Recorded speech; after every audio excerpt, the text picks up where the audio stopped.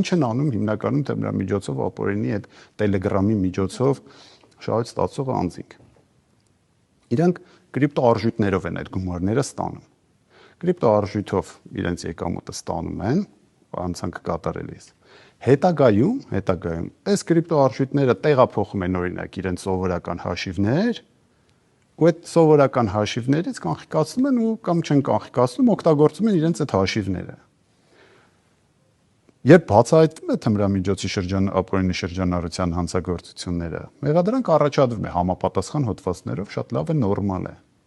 Բայց երբ սրան գումարվում է նաև այս դեպքի հետ կապված փողերի լվացում, ապա ես իրավաչափ դա չեմ համարում,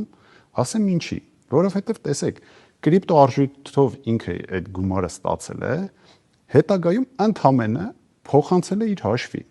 կամ իդրամի հաշվին, կամ չգիտեմ, բանկային հաշվին, որպեսզի օգտագործի այդ գումարը։ Ու սա փողերի լվացում որպես այդպեսին չէ, ինչու, որովհետև